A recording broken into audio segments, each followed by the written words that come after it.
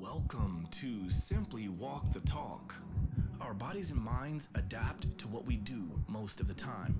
If you want to change your body and mind, you must change what it is you do most of the time. This podcast explores all things health, wellness, fitness, lifestyle, and biohacking.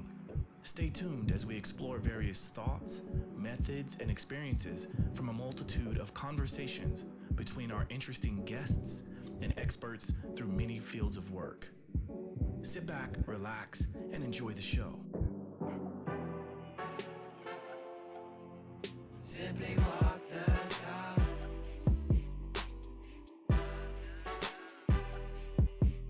Simply walk the talk.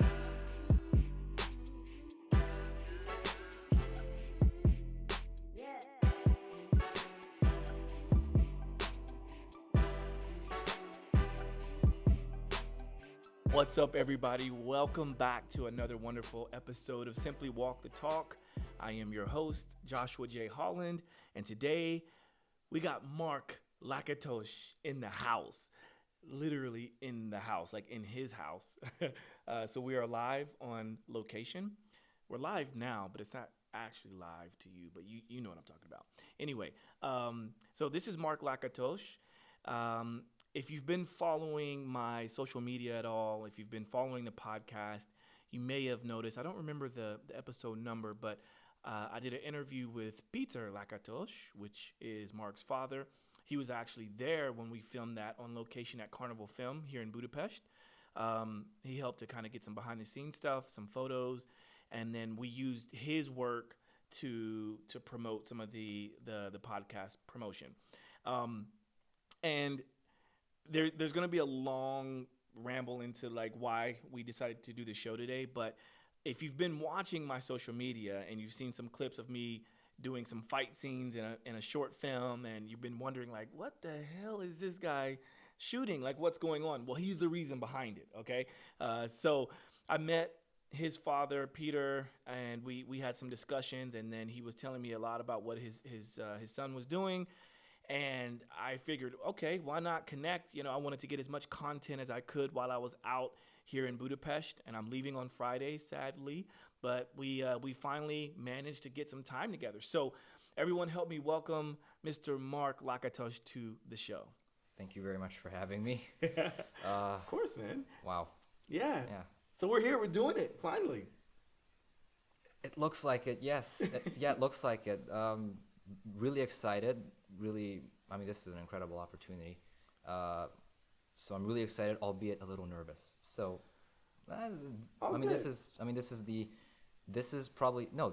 is actually the second podcast that I've ever done, and this is the first like live one, like actually like one that we're recording. So okay. So this is the first for me.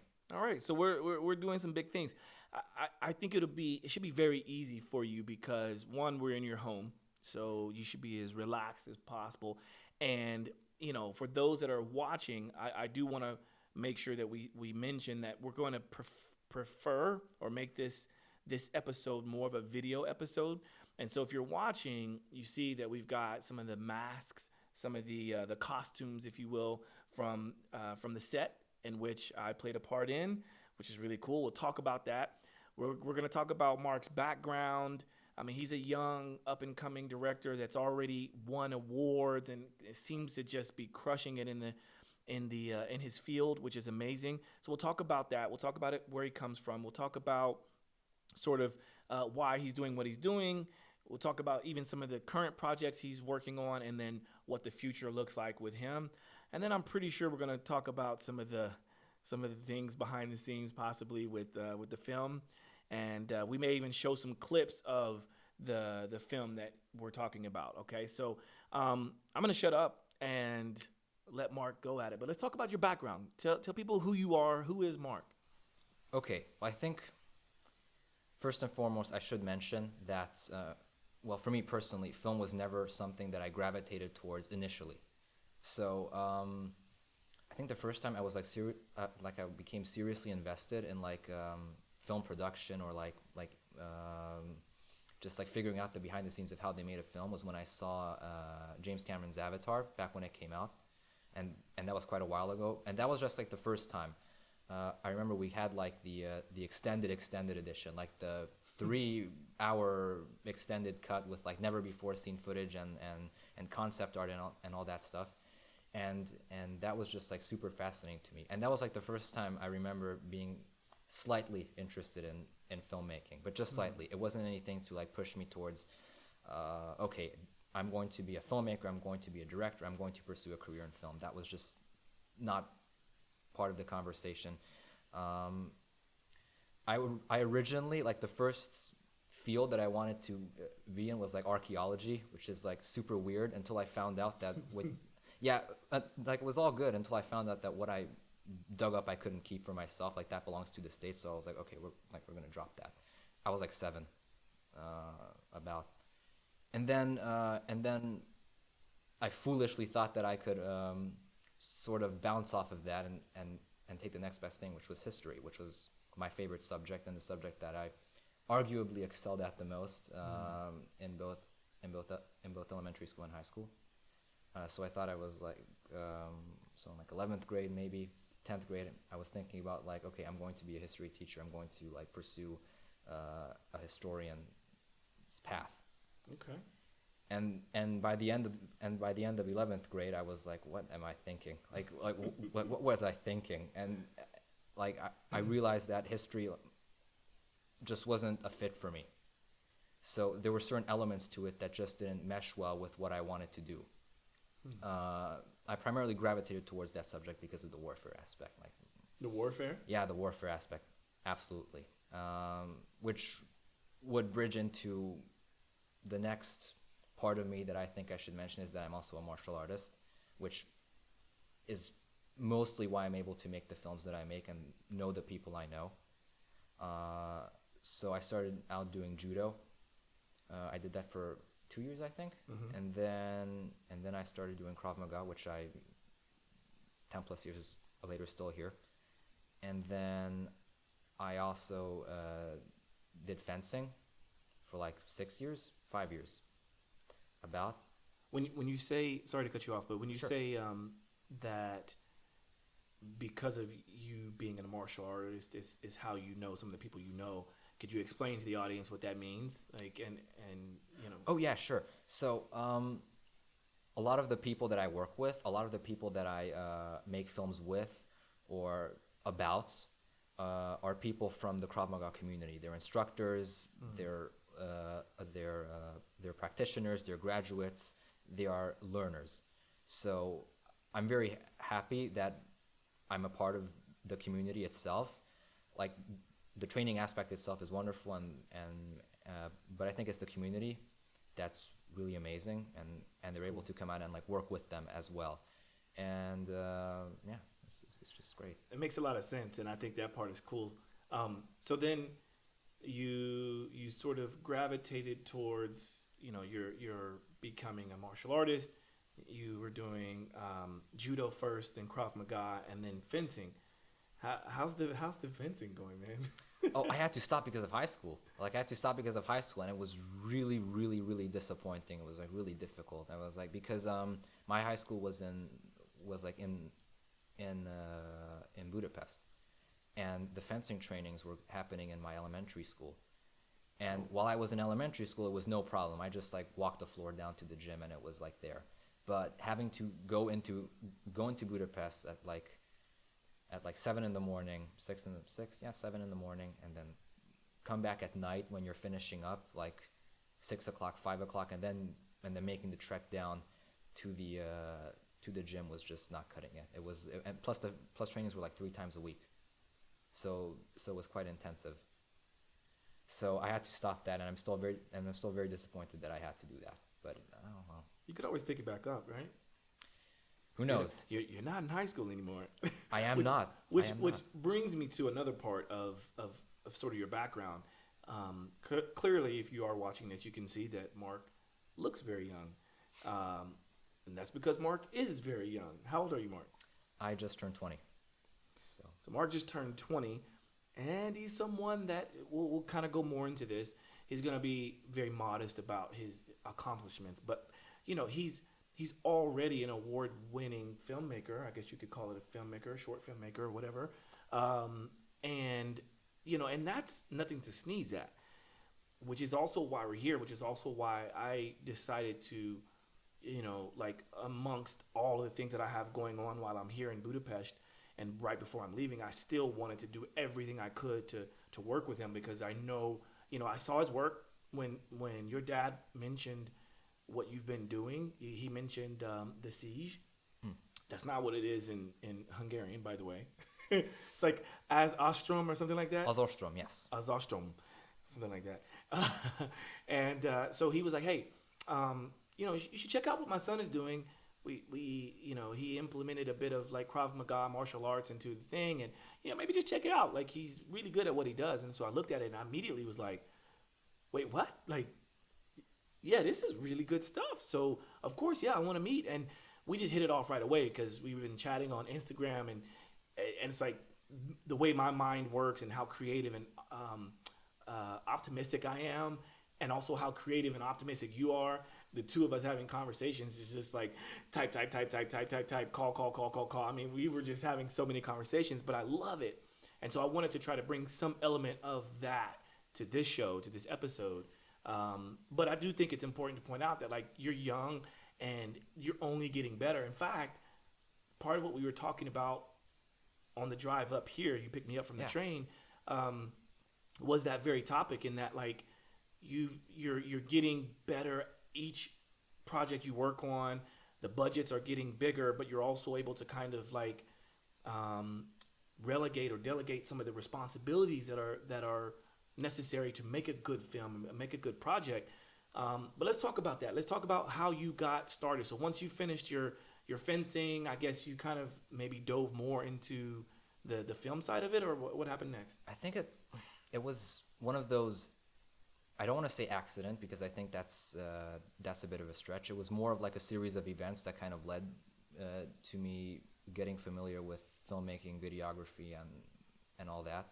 I think it was 2016, it was 2017. I think I just got into high school and I was still like figuring myself out of, okay, where do I want to go? What do I want to do? What am I trying to accomplish in life? All those, like, these discussions are like constantly, well, I'm still having these discussions with myself sometimes. And there was this kettlebell event happening here, Strong First events, and there was a vacancy for a videographer, and so my dad was like, hey, why don't you do that? And so I was like, oh, well, I have nothing to do this weekend, but we can try it. I mean, we can try it for sure. I think it's also important, though, to mention why a kettlebell competition would have come onto your platform in the first place, right? Because your dad. Yeah, I mean, he's a Strong First instructor, obviously. So right. He helps organize and he helps maintain these events here in Hungary, which is great because, again, you get to meet a lot of passionate and a lot of incredible people along the way. Yeah. So that makes sense why, like, just out of the blue, this opportunity at least was known about, right?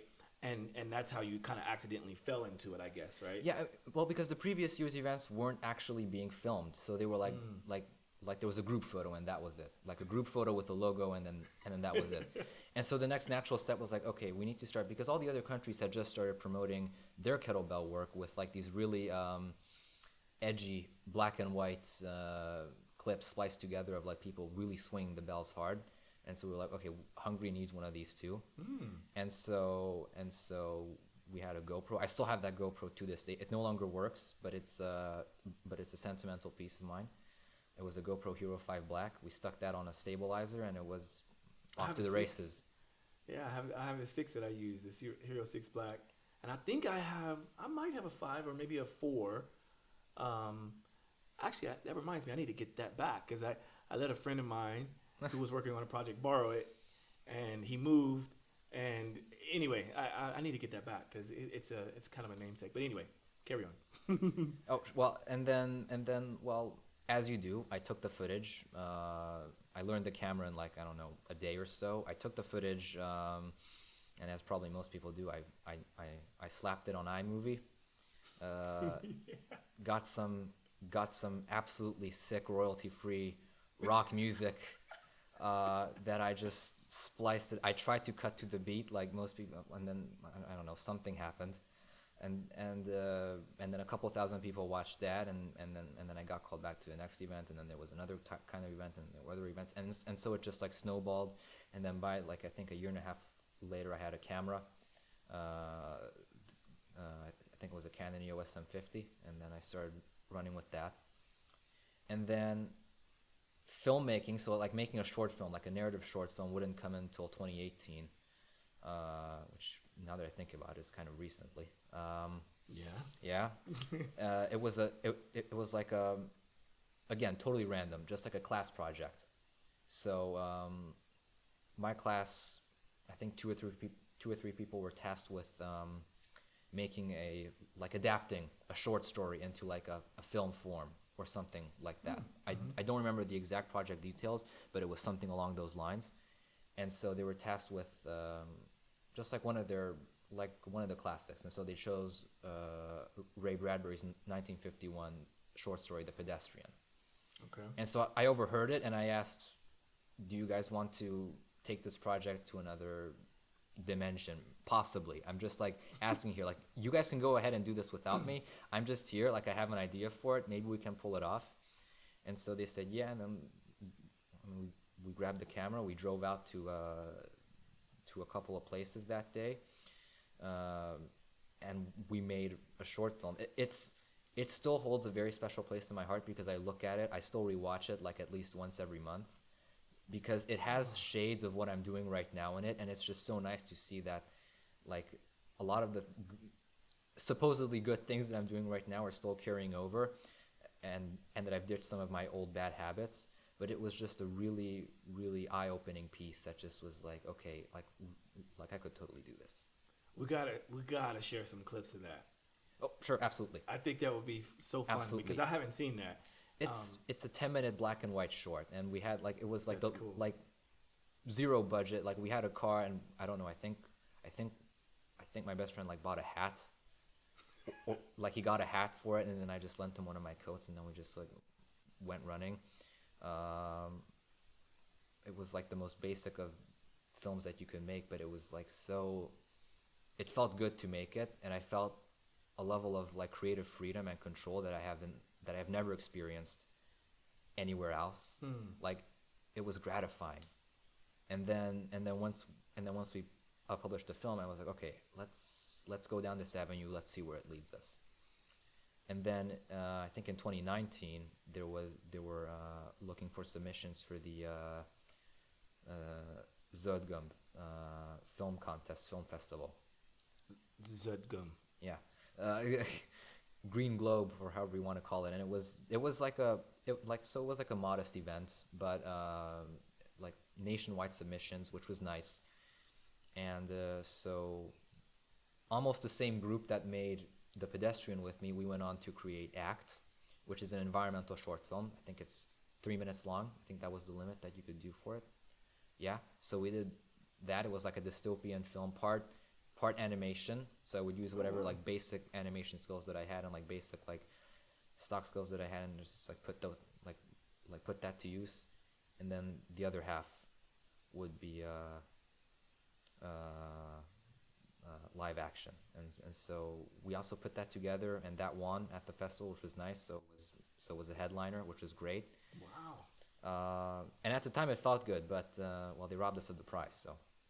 But you just kind of casually threw in the fact that you had like animation skills. Like that's not something that just people come by every day. Like were you self-taught, or did you practice that in school or something? Or I think I took like a basic course on Blender or something like that.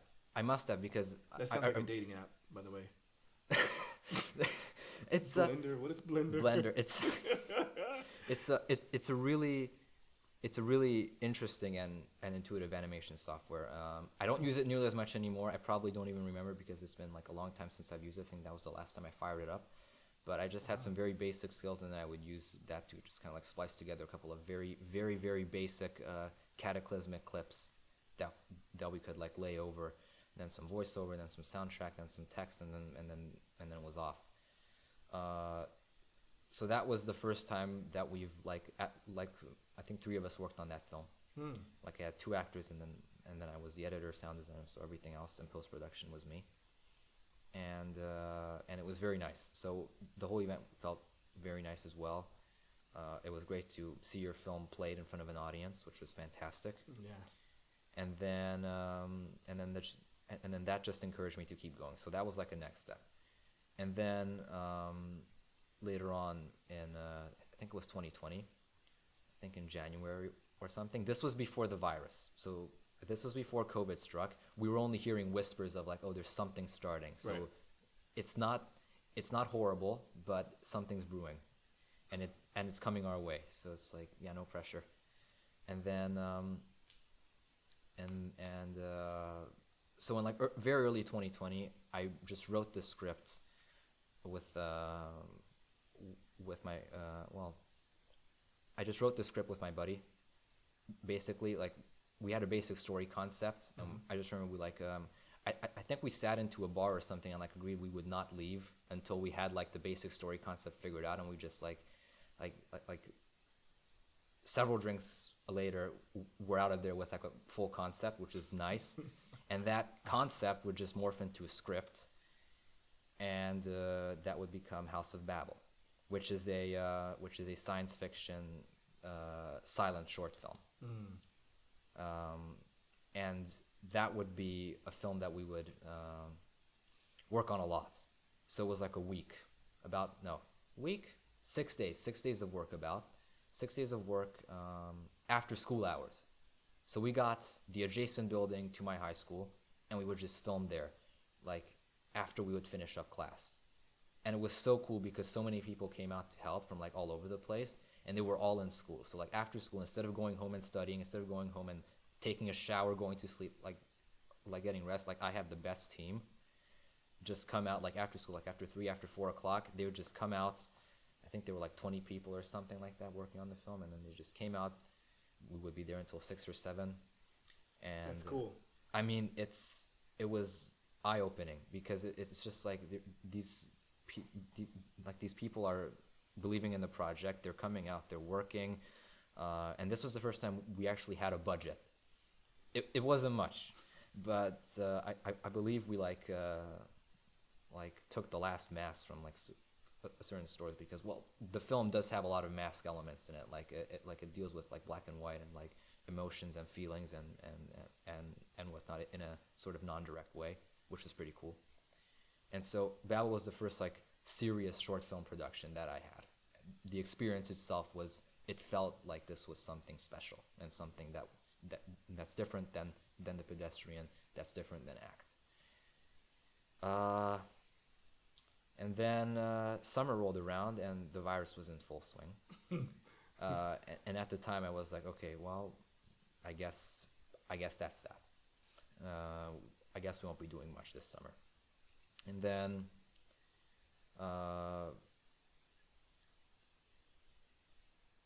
we were thinking about different marketing opportunities for a martial arts that I do, which is, Krav-Maga, as I mentioned. And, we've seen a lot of like Krav-Maga promos going around, and they're all great. Like,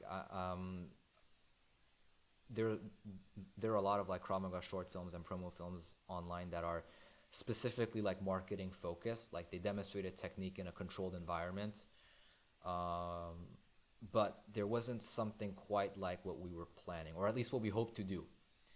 And I suggested that why don't we do like a short film, like a narrative-driven short film with characters, with a world, with dialogue that would use Krav Maga techniques in its fight choreography during its action design. Like, how can we show Krav Maga to people in a different way that doesn't just want them to come down to training, but like actually makes them like enjoy something outside of just seeing the techniques, but like lets them connect with the character, lets them connect with the location, lets them connect with a certain action scene. And we announced it to the instructors, we announced it to the practitioners, and quite a few instructors responded. I believe we had 15 instructors come out. Wow. Yeah, and so we had a limited budget. Like, I think I even mentioned it. I believe the budget is public for this film. It was $500. It's It's not a lot of money. Well, to make this film, like we had to stretch it. Like it was stretched completely. So we had 3 days to make the film. One day, half of the first day was spent like practicing the fight choreography in a gym at a Krav-Maga academy. So we just went down. We brought the script, and then the instructors would just like spitball ideas. We just kind of like practiced. And I believe in the behind the scenes footage, I actually like compared the actual choreography footage and the footage we got on the day, and it like syncs up perfectly, which just shows like how great and like how efficient we were with our work, which is amazing. And then the next 2 days were spent on the outskirts of Szentendre in a paintball arena of all places, which was converted from an old Soviet barrack. So we went down there. We had 2 days. Like we started at like 9 or 10, and then filmed until like 4. So not even 12-hour work days. And then we just got it done. It was like 2 days. So we went out. We brought a few props. We brought whatever we could. We brought a camera, and then that was that. So that was the siege, and That's what got me hooked. I mean, it got me hooked too, because that was like the first time that I felt like I was doing something legitimately serious. Yeah. Like it felt like that. And we should also mention too that I think like not only was this sort of you're still kind of going up, you're still kind of getting experience and learning and getting better project by project.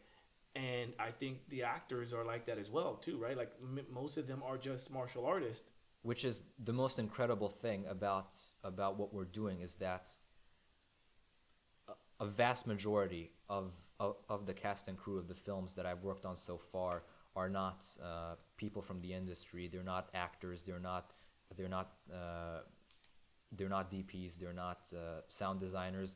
These are people who are from my high school, who are my friends, who are my family, and we just gel so well together. It's actually scary how efficient the crew is sometimes. But obviously, as you keep going, you manage to get some really incredible people who are in the industry. So, which is incredible as well. Like it's awesome because you get a different perspective. You get more people involved.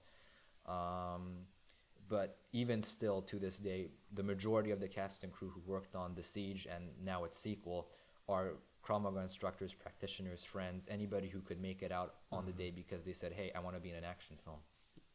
Even your mom was helping with crafty. She always helps out with the food. She always helps out with the food. She always helps drive out the props whenever she can, which is fantastic. Yeah, it's a whole family affair, and I love that. And I think it also goes to show just how much people believe in what you're doing, because I can promise you this, if you were just kind of treating this like whatever, if you just weren't taking it as seriously as you are, or if people didn't see the promise that you have, like the trajectory you're on, then it may be a little difficult. I mean, yeah, they would probably support you 1 or 2 times, but like you're getting quite a bit, and I've seen it firsthand, and I know what it's like to have to work long days and not be able to have the perfect environment. You're having to cram lots of time into one facility because you may only be able to have that facility for 1 day, no matter if it's raining, it's snowing, or it's a heat wave, right? All these things are important. Yeah, that's the thing about it. You are making, when you boil it down to the most basic ingredients, you're making an independent film. Yeah. You don't have funding. You don't have so everything is coming out of pocket. Yep. You do not have control over the weather. You certainly do not have control over your location. And so whatever nature or whatever circumstances dictate, you have to roll with. Yeah. And that means sometimes the weather is going to be bad. The very first day of the Siege 2 was swept away by a rainstorm. But we still got enough footage to satisfy the scene somehow. I don't know how, and then we went back some other time when we finished it up. So these are things you have to account for. So there's a lot of, I mean, the second that you're able to recognize that, yeah, this is not going to go my way, let's try something else. Like sometimes I would just rewrite scenes on the spot. Like I'd be writing dialogue on the day that would kind of like fit, well, maybe the sun wasn't coming from where I wanted it to come from. So, okay, let's rewrite this, let's reposition the actors. Let's see how this could work out. That's what I think is cool about martial arts and how it can help to prepare someone for situations that are out of our control, right? Because, you know, you can practice in a perfect environment what to do if somebody throws a punch at you, what to do if someone grabs you, how do you throw someone down. And then when rubber meets the road and you actually get into a real world environment, you know, it's important to know that, like, hey, although we're practicing this in a perfect environment, it may not actually come at you this way. It may actually come at you from over here, or, you know, they may kick you first instead of punching you first, or whatever. And I think, you know, speaking of rolling with the punches, it's like pun intended here, but I think this is why it's cool to have martial arts as a background. That's why I'm happy that I have martial arts as a background. I'm sure you do as well. And then it's also probably why you've got this loyalty, this family of support, and they all happen to be people who have martial arts as a background. So I think it's pretty cool. Yeah, absolutely. Yeah. I'm sorry, I just want to check something. Sorry. Yeah, this, no worries. Okay, it's going. I thought I was wrong. So I thought I was right. I think I'm it's sorry. a very I'm perfect. so sorry. No, it's a I'm very so sorry. perfect segue. What's happening here is, for those of you that are watching, I'll keep saying that, and listening. So one of the things that we wanted to do for this episode, being that it's preferred to be watched, is to basically show that Mark he's set up this whole setup. So what you're watching is a product of what he's doing, and I thought that would be a good way to kind of show what he can do, and you know he's got his buddy to come and help as well, right? He's not just my buddy. He is this. Well, okay, this guy right here. He's sitting like right over there. He is on Ash Gerlai. He's been my DP for 3 films now. So he stuck around even through all the absolutely rigorous working conditions that we've been through. I mean, he shot the first Siege. He shot Benandi, the horror film that we did afterwards, and he just wrapped the Siege too. So yeah. I mean, but I think this is really cool because he, even for something like this, like I imagine the calls, like in Hungarian, of course, but like, yo, bro, got a project we want to film. Can you make it? Sure, I'll be there. You know, and he just mentioned how he lives a kilometer away or so, but he had to come all the way from the city on a train and a car and all these things, and he's here. You know, and we're probably breaking into his workout session. You know, but maybe I can get him into the EMS suit after this. Oh dear. Oh dear. Try. I say all that to say that this is part of the conversation that we were having in the car that I alluded to earlier, in that even for me, I think you and I relate a lot because you have to know and do everything you're doing right now, but as each project comes along, you end up kind of allowing others to do more of that for you, and it's been the same for me. I went to school for filmmaking. I went to school for radio broadcasting. I went to school. I had to learn how to film and to shoot video. I had to learn how to edit video. I had to learn how to edit audio. I had to learn how to, switch on a radio program. Like I actually restarted a radio program at my university, that had been down for several years. And I got there and I'm like, why don't we have the radio program going anymore? I know how to do radio, like whatever. And lo and behold, I'm DJ Holla. Like I had a radio program while I was at university for a couple of years. And I think that's pretty cool. But I only say that to say that when you know various things about a production, especially now that there's this influence of social media and how popular it is, the more you know how to operate, the more you know how to do yourself, the easier it is to find the people that you want to truly help you along the way, right? Mm-hmm. Because you know how to set up lights. We laughed about like how long are these gels gonna last? We don't know, right? But we're gonna find out at some point, right? These gels behind us, Yeah, well, we'll see about that. right? Yeah, You know? I'm nervously watching one of them. Well, I don't know if you can see the one behind me, but oh well. Yeah, Yeah, it's good enough. it's all I mean, good. I mean, they get the job done, which is, I think, one of the most important parts about this is that you're not always going to have the best year. Obviously, we have very good gear. Like, I'm not exaggerating. What I'm saying is that we have some excellent gear. Like, we have great cameras, we have fantastic sound equipment, we have great sticks, we have a great editing software, we have everything that anybody could ever want to make a film. Like, we have drones, we have a Steadicam, we have everything that is needed for a production of the scale that we're doing, which is great. Pyrotechnics. But okay, that's also there too. Yeah, bro. Like, I mean, we do our best. I mean, this dude, when he has this vision, which I love his vision. But when he has this vision, sometimes it exceeds my vision, and I'm like, what? Because I have a crazy vision. I'm super optimistic, and I'm like, nah, like we should do it. This dude brings out drones and smoke bombs and like these amazing knives, real knives, right? Like, I can show you. Like, we have this here on the table. Again, Yeah, that was yours. Yeah, that was yours. This was my weapon that you'll see in the film if you watch it. And kudos to those who are watching this because you get a chance to see this blade. Did you hear that? Oh gosh. Bing. This is a real blade, and we were using this. Look at that. It's a beautiful thing. But he doesn't just stop at the cheap props. He doesn't just stop because maybe the budget doesn't allow for X, Y, and Z. He finds a way to make it happen. So I applaud you on your work, and it's the reason why I decided to kind of keep on sticking with you, bro. Well, thank you. First off, thank you. Wow. Well, second of all, I think I would agree with you on that. Is that there's I think understanding your budget and understanding the gear that you're working with is super important. And the more you know about it, the more you'll have control over your set, the more control you'll have over your directing, the more you have understanding of your budget or the budget that you will receive or the budget that you can spend on costumes. I mean, for the Siege 2, the costume budget, like the costumes alone, like these masks, the weapons, the pyrotechnics, everything counted together in pre-production that we got during pre-production already exceeded the budget of the first film alone. So like costumes, masks already passed the first film's budget, and we haven't even gotten into locations and additional props and whatnot in post-production. You upgraded, bro. I mean, you that's upgraded. and that's my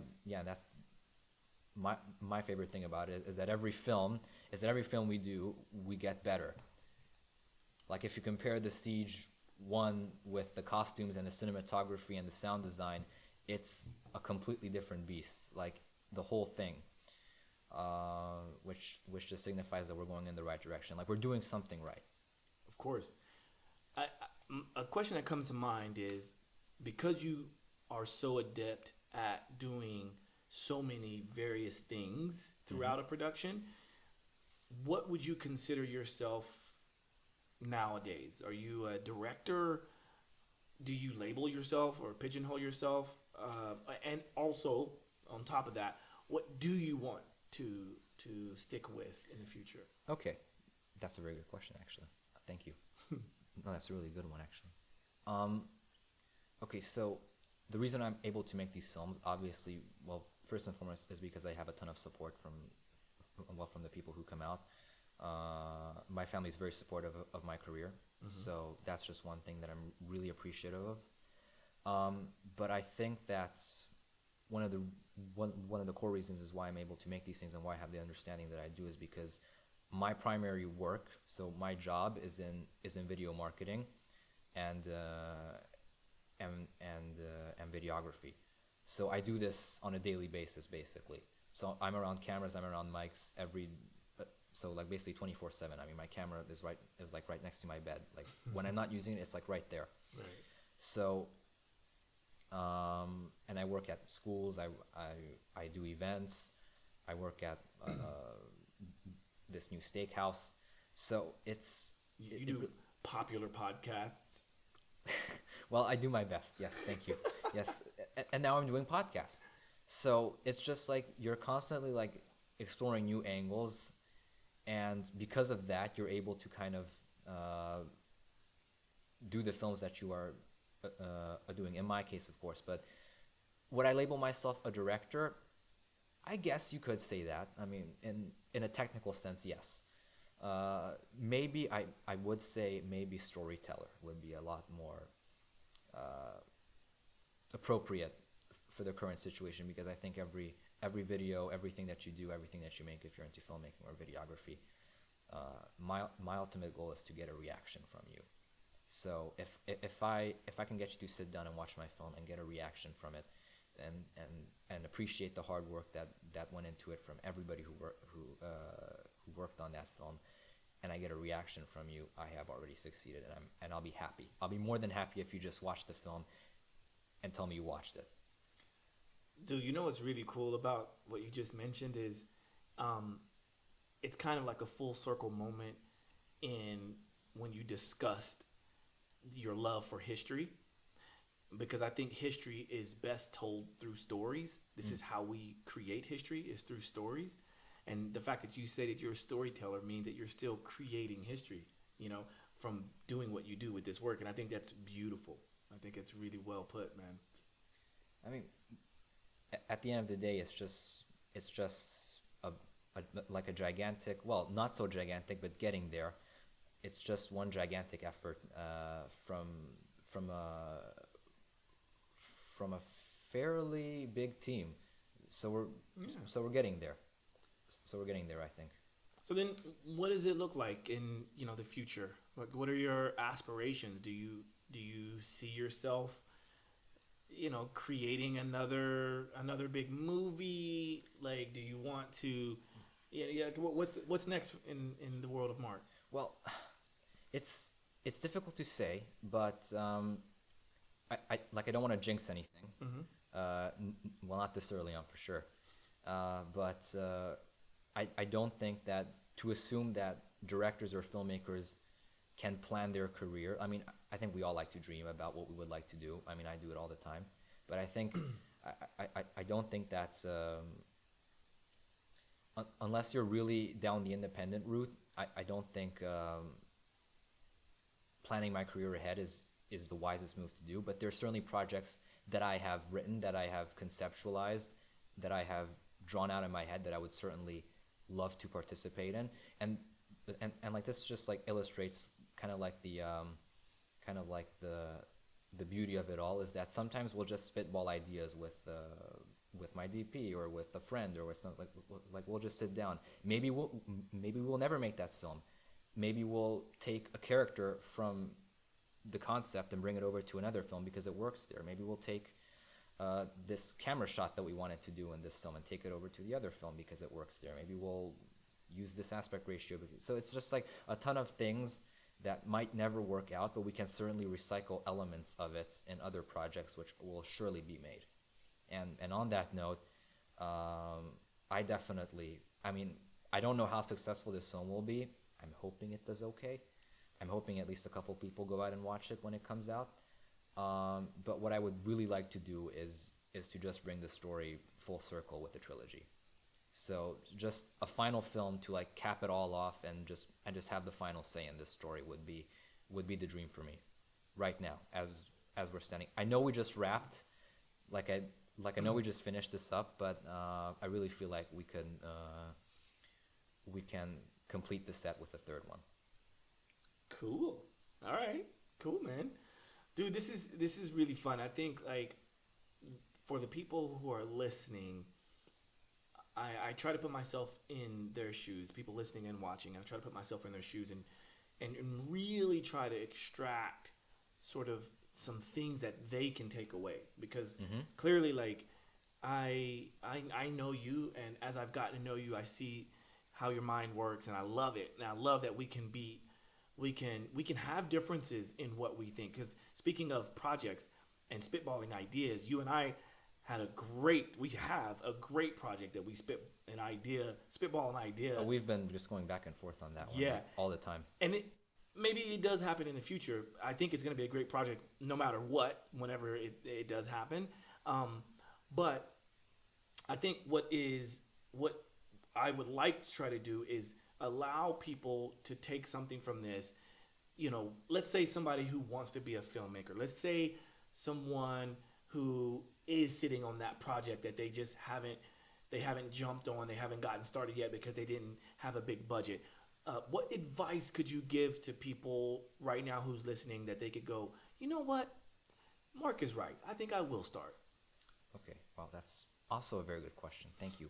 Okay, well, first and foremost, if you're a young filmmaker who is just starting out, you're thinking of making your first film, you're thinking of just like trying your head, like seeing what you could accomplish. Like, am I a storyteller? Do I have an aesthetic sense that could make people watch my films and say, this guy has something? Like this is interesting. I would like to see more. I think if you're a young filmmaker and you're thinking about starting out, I would say absolutely do it. Like, if you're starting out young, I think the beauty about starting, and this applies to, I think, pretty much anything, but I will use it specifically for filmmaking now. I think the beauty about doing things young is that you're so inexperienced to know that you cannot possibly be doing the things that you are doing. So if you're thinking about doing that, then yeah, do it. Like, you will look back at it and say, oh yeah, I mean, how did I do that? Like, if just for that feeling, if just for the satisfaction of getting it done, seeing the shots that you dreamt up, seeing the actors move the way you wanted them to move, it's satisfying. And that's a feeling that I would wish upon every single filmmaker, and every single person who's involved in the industry, to just have that satisfaction. I think we should also, like, throughout that piece, piggyback that with our conversation we were having about having a videographer with an editor's mind. I think that's important. Yes. Because, that's another reason why I was saying that I think it's important to know as much of these things as you can, even if you're not planning on doing that for yourself. Like, for instance, if you're a social media content creator, you don't have to know editing, but it might be good to know editing, because that might give you the idea, it might give you a more realistic idea of what you can actually accomplish based on what can be done and how much money that would take, how much time that would take, what kind of equipment you might need, various things like that. So let's talk about that a little bit. Sure. I mean, I think it goes, well, you can go one of two ways. Okay, let's say you are a social media content creator and you want to edit your own content. But let's say, like, I think it would be important for everybody to learn some amount of editing. One, if the situation calls for it, you can do it yourself. That's the most basic reason why you would do it. But let's say you're successful and you don't have time to edit it. Then you hire an editor. Now, a good editor, or like any editor, would be able to cut something together for you, but you would have a more realistic sense of what editing is. So you'd be able to give better instructions to the editor. Yes. You'd be able to give him notes. Same thing goes with him or her. Yes. Same thing goes for cinematography. So if you know how to operate a camera, you'll know what to tell your director of photography what to do. If you're good at explaining shots, you'll be able to tell them what angles you would like to get. If you are, let's say, I mean, I'm an okay editor when the situation comes down to it. I like to edit my own films because I know what I want, like, very specifically, and that would be very difficult for me to explain to somebody else. But sometimes I will have somebody else edit my work for me simply because I know that they'll do a heck of a better job than I can. And editing is crucial. It is everything. Like, you can have the like, your footage can be awful, but the editing room can actually save it sometimes. Not all the time, but sometimes they'll make the best of it. Yeah, it's like a lot of people who know Mark will commonly hear him say, "Oh, we'll fix it in post." It's kind of like this. It's this meme that we throw around. It's this common thing when something, like, isn't exactly working out the way we want it to, and we have to find, like, a very sketchy solution around it. Like, maybe we'll just, like, flip the scene around or just place the actors there, and I think that goes hand in hand with with the same thing that I've been talking about. So independent filmmaking, you're not going to have all the resources at your disposal. You have to work with a limited variety and a set of ingredients. So sometimes you're going to have to, I don't want to say cut corners, because that's not the right way to put it. You should never cut corners in filmmaking, ever. But what you should do is find the balance between excellent and good enough. I think there's very, very, very good. There's a case to be made for good enough. I'll bring up an example.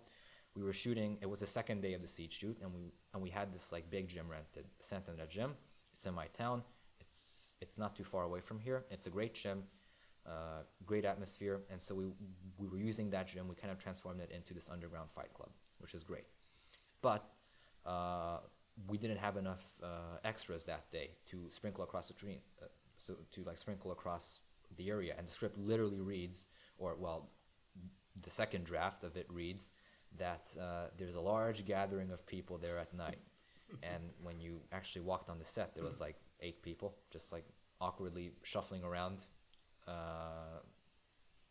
And so we did the next best thing. We literally took these people, bunched them up in a single area, and we shot through them as if there was a crowd there. And then, okay, so that worked well enough. But what would happen if we were to pull out for the wide shot that we want to get, where it shows like all the people there gathered around? So we just set the camera on a tripod like high up, and then we had the people bunch up at different areas of the arena, and then we just spliced that together with a bit of masking and post-production. And it looks like, if you look really closely, if you pause the trailer at the right time, you can see some of the people clipping into the other people. But you're not looking for that. Right. You're focused on the fight that's going on in the middle. I mean, That's cool. I mean, so there are certain things that people won't be looking for, and I think that this is when, number one, fix it in post. We like to throw that around. Sometimes you can work out something in post. I'm a big fan of getting everything right on the spot, by the way. So everything in camera, however much you can, get it right in camera, and do what you can afterwards. Because again, you're working with limited time, limited people, limited budget. And so this is just one example of it's good enough. So it looks good. Unless you pause the film and go through it frame by frame, you're not going to notice those annoying little sharp, jagged edges. But obviously, we pour our heart and soul into every single frame of every single film we make, and these are just some of the consequences of that. Well, I imagine many people are wondering, especially the fact that we're here in Budapest, Hungary. You're from here, right? Or you're Hungarian. I am. And you speak great English. I'm not Hungarian. I speak, I think, good English, great English. Oh yeah. But I do not speak Hungarian. So I imagine some people are like, okay, so what is this movie in English? Is it in Hungarian? Is it a little bit of both?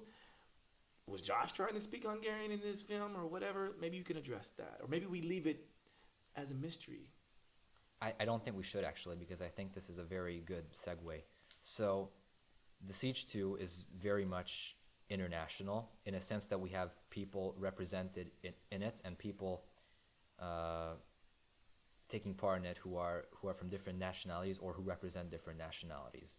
There's a scene in the film, I won't say which one because that will be spoilers, but there's a scene in the film where we have people who represent. Well, that's what I said. I'm really trying to avoid spoilers here. It's tough. I'm trying to segue around it. Point is that it feels very natural the way we implement different languages, different people, and different nationalities into the film. Because I don't want the Siege to be confined to just Hungary. I want this to be international. I want more people to watch it. I want to reach more people with it. Smart. And so if the first film was like, okay, this is our pace setter, so this is like what you can expect, and then the second film is like the world. Who are these characters? Why are they fighting? What are their motivations? What's going to happen to them? Who are they surrounded by? what is this fictional place that we're trying to like, well, it's not even fictional technically, but still, what is this area that we're trying to build? And so that was the most interesting part of me, was like working out the world of the siege. I'm still working on it, but it's like, it's so nice to have more than just a foundation to work from. Like you have characters with names, characters with birth dates, characters with tattoos, characters with a set of armor, like it's really, really fun to work these characters out and see what I can do with them. It's like a sandbox. You see what you can do with them. So I think that's so fun. Yeah, it's very fun, and you can see how much fun you're having when you're lucky enough to be on set with you, which has been great. And I love your passion, and I will support anyone that has that amount of passion in a project. That if I have the ability to help, I will do whatever I can to help. So I think and you did. Yeah. And you did. Yeah. And you did. The first day we were shooting together, it was quite the story, wasn't it? Oh yeah, No. yeah. Newborn, and it's like we had been planning on shooting for quite some time, and it's just like leading up to this particular weekend, and I'm like, hey bro, baby's on the way. So I know. So I got the text message. First off, I'm honored to be the first person to know about it. So I felt super honored. Second of all, I uttered a fairly audible, "Oh shit!" Just like I walked out into the corner. I said, "Oh shit!" And I pulled up the script and I was like, "Okay, let's begin to rewrite this, because this is the kind of emergency that would completely negate any kind of appearance from you on set the next day." So I started like retooling the script. Like, okay, how can I get away with this? Maybe we can come back another day. Maybe I can get somebody else. And so I was like retooling it. So like maybe if we film it from the right angle, it might look like I don't know. I was like running like 50 ideas through my head, and then the next day you just drove out there and we did the scene, everything on time. So it was like wow, like wow. I mean, that was everything to me. And well, see, that's also another point to what we were talking about before, which is like you roll with the punches.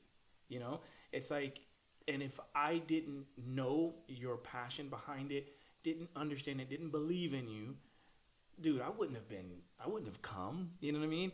And at the same time, I think you knew where I was coming from, because you can't, like Mother Nature. It's a baby. It's right, like a baby. It's going to happen. Like babies come when they're ready to come. Yeah. And so I'm out there with no sleep almost, and trying to get the bare bones of what we needed to get, knowing that we hopefully would have enough time to shoot anything else around that.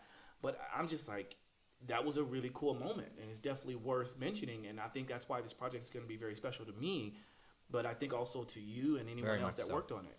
Very much so, because at the end of the day, I think a lot of people like to complain or like to argue about it. I mean, I've certainly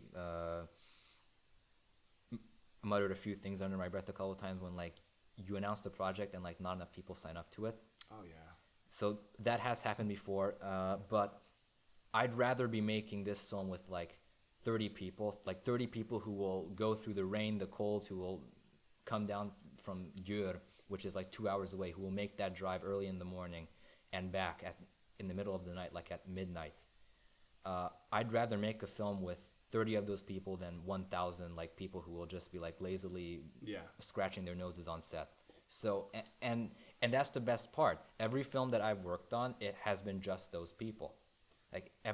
Everybody's game, everybody's coming out, everybody's willing to learn the equipment, everybody's putting everything into their performances.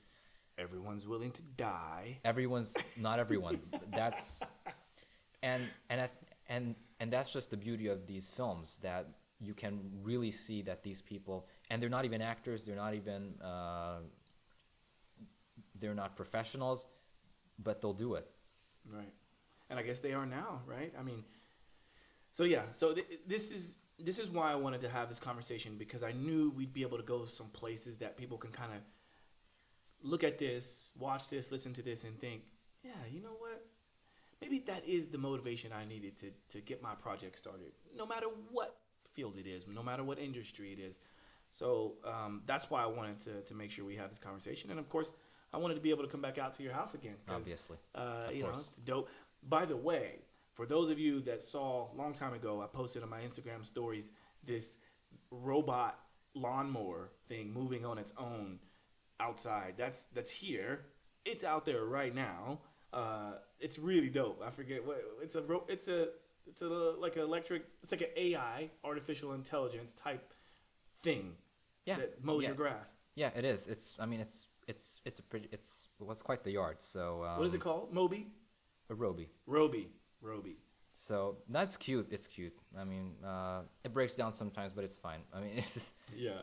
it's cute. When my son was out here, he was loving it. Like, he wanted to interact with it because it's like, is it an animal? What is it? Is it a toy? I mean, the local cats do come out and like kind of stare it down sometimes. The birds are still kind of figuring it out. But yeah, it's nice here. And Anyway, it's nice. tangent. That happens. That happens in these conversations. Okay, so as we start to slowly wrap up, I know you've been a part of a show already, and you've listened to other shows, so you probably know what's coming. But whenever I have a guest onto the show, I always like to ask 2 questions, and sometimes, I think I've pretty much nailed it on every single interview except one in which I kind of forgot the last question, but we worked it in at the very end. So I can truthfully say every guest I've had on the show, we talk about these 2 questions. First question is, what are your top 2 pet peeves? And we finish on the last question, what is something you're most grateful for? So let's dive into the pet peeves one, because I know we all have something that kind of gets under our skin, and that's what a pet peeve means for those who don't know. But what is something that you would associate as a pet peeve? Okay, so first off, I did know this question was coming. Having said that, I did not prepare for it. I assumed I assumed you might forget it, but you didn't. So so here we are, I guess. So for the people who know me and for the people who have known me for a long time, so my family, I'm a really big time person. So to me, time to me is like one of the biggest things in the world. Like it's the most important. I don't want to call it currency, but it's the most important thing that we have. I think so. Time. I like currency. Yes. So time is like to me the most important thing, and I always try to like give as much as I can to people who I agreed on to to give it to. And I always try to respect other people's time as well to the best of my abilities, like every time when I can, always. And when I don't see people use their time wisely or squander their time, Value. yes, the value of that time, it kind of irks me. Like I wouldn't say it would send me into a full-blown frenzy, but it just kind of like it kind of gets me a little bit. It's getting better now, but that's, if I would have to say any pet peeve in the world, I'd say that one. Most definitely time. It's a good one. I think, time, it sounds like time and the lack of valuing one's own time and other people's time. Yeah, no, I mean, we don't have much of it. I mean, if you think about it, we don't have much time on our hands to like well said. Do much of anything. So let's try and make the most of it, I guess. Yeah. Before you finish to your next one, so I'm on the way here. I know Mark is all about his time, and I am as well. Like I love to be prompt. This is why I know how he is, and so when people listen to this who know Mark but didn't know that about Mark, now you know. So don't mess with this dude's time, right? But when I was trying to figure out how to get out here, because Santindra is quite a ways away from where I'm staying in the 18th district, so I sent him the train schedule, asked him if he could pick me up, and in my brain I'm like, okay, all is good. I'm thinking the train system works like it's supposed to, so I sent him the time. There is no kind of diverting from that time. Well, my train was delayed on the way here, but I'm still going along the track, and I get a call from Mark. He's like, dude, where are you? I'm like, huh? I'm on a train, bro. I should be there in like 20 minutes. And he's like, oh, but I thought you said 11:57. The app said 11:57. I was like, oh, no, that must have been part of like, you didn't see the other part. So I go back and I look at it and I'm like, oh, crap, like that's true. Like of course, Mark is going to be there on time, and unfortunately, I can't do much about the train being delayed and all that stuff. But that is a kind of a funny, very poignant story for what happened earlier today. But No hard feelings, absolutely none. we made it. We made it. No We're hard here. feelings whatsoever. What would be another pet peeve? Oh gosh. And if you don't have another one, it's okay, because I think that's a really good one. I think time is my pet peeve.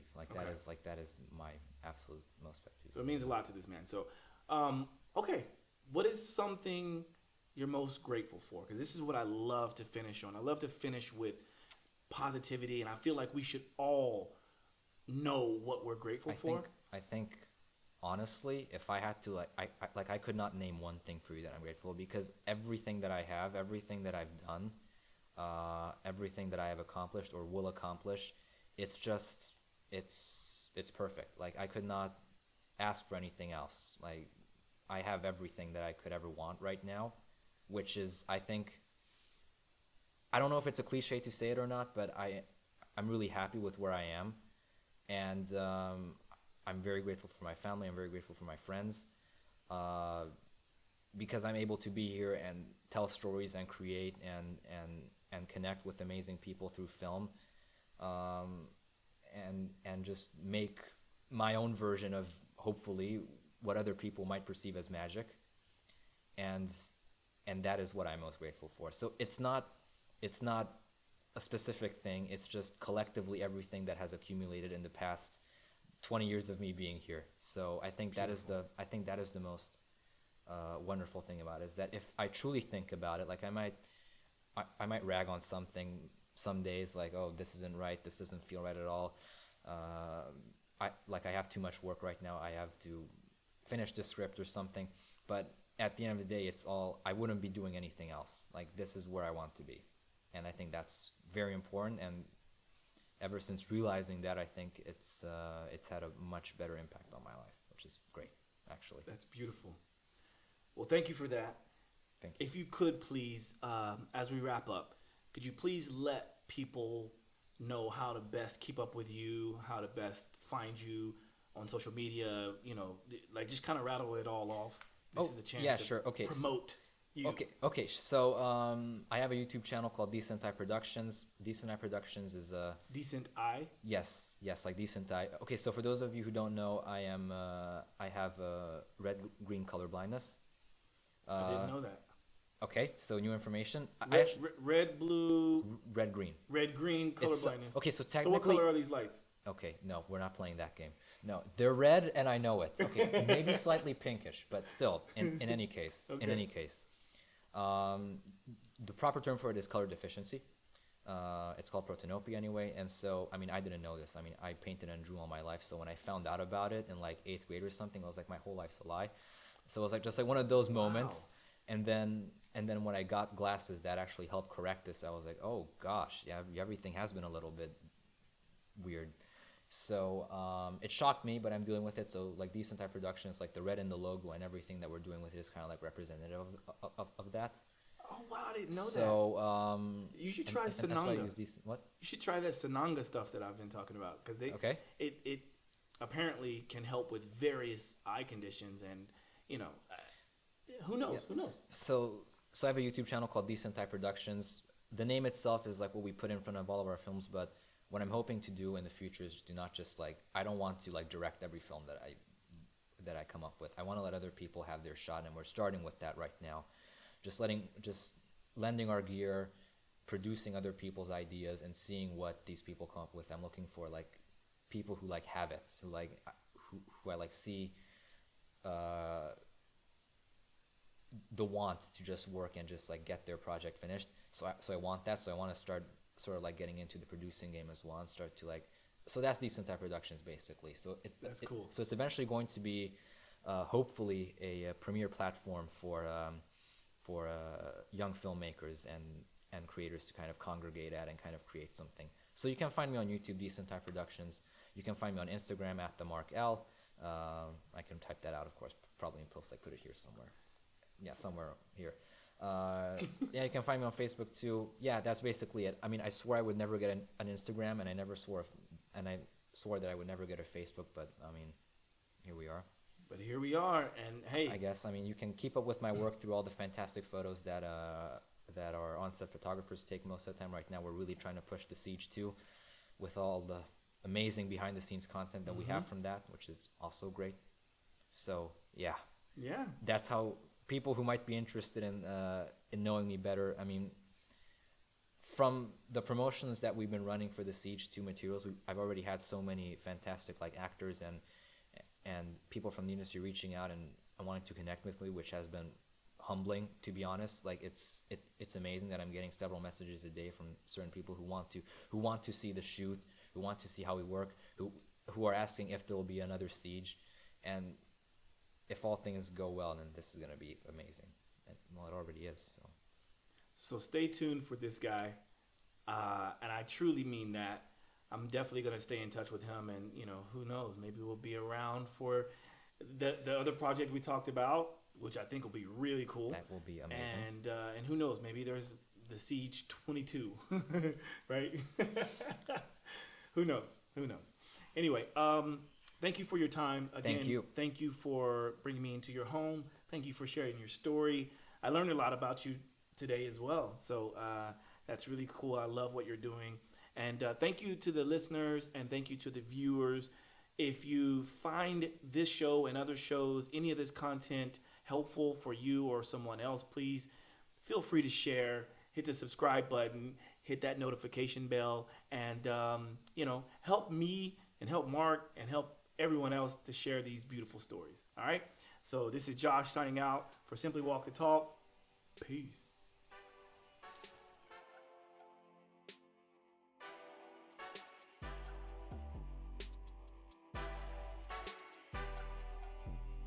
Simply walk the talk.